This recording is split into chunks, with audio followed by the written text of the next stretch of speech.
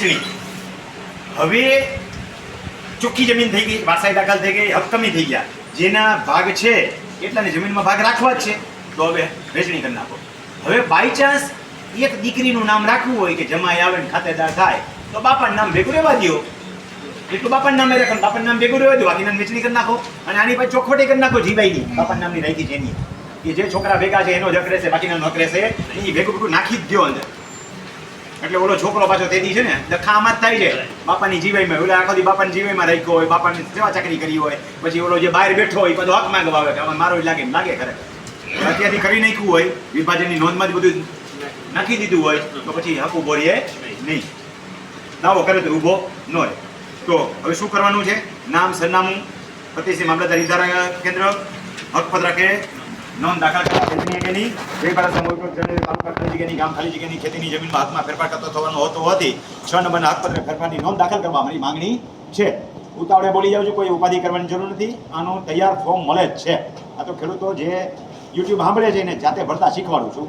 હાલમાં જમીનના ધારણ કરતા હાથ તમારા જેટલા હોય એટલાના ક્રમ 1, 2, 3 આપી નામ લખી નાખો, ખાતા નંબર, સર્વે નંબર, ક્ષેત્રફળ, કારણ કે એકથી વધારે ખાતા હોય કે તો લખવાના, એક ખાતામાં જેટલી જમીન હોય તે લખી નાખો. આ નોંધથી આ વ્યક્તિનું નામનું હક કમી કરવાનું થાય છે કે નહીં ન્યાય બતાવી દો કે આનું હક કમી કરવાનું થાય છે, એટલે ઇન્ડિકેટ થઈ જાય, સીધું ધ્યાનમાં આવે. હવે જેનું નામ કમી કરવાનું થયું, હવે જેની વેચણી કરવાની એ લખી નાખો કે આટલા આટલા આટલાની વચ્ચે આ સર્વે નંબરની વેચણી થાય છે, નામ, હેક્ટર અને સર્વે નંબર. હવે તમારે આધાર રજૂ કરવાના છે. રોજી સાથે આધારો રજૂ કરવા માટે શું કરવાનું છે? 300ના સ્ટેમ્પ પેપર ઉપર બધાનું એગ્રીમેન્ટ, સોગંદનામું કરી નાખો, એગ્રીમેન્ટ કરી નાખો. તમે અમે કુલ જમીન આટલી છે એનો મેં એક નંબર પાછળ બતાવ્યો છે, તમારે ફેરફાર કરવો પડશે, બેઠો બેઠો નહીં લાગે. ઘર મેળે વેચણીનું સોગંદનામું, અમો નીચે સહી કરનારા જેટલા હાથ નંબરનો છે બધા લખી નાખો.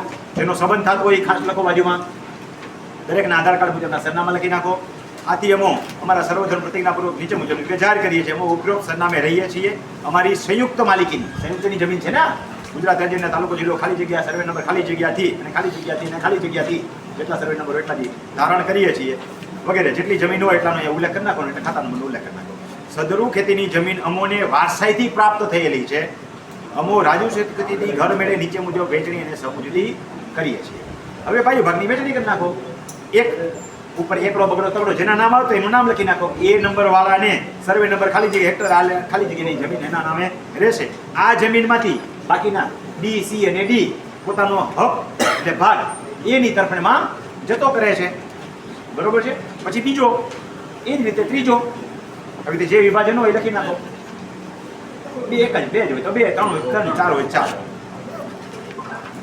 આ સમજૂતી અમે બધા રાજી ખુશીથી ઘર મને નીચે સહી સાખ કરી અમારા વંશવાલી કબૂલ મંજૂર રહેશે.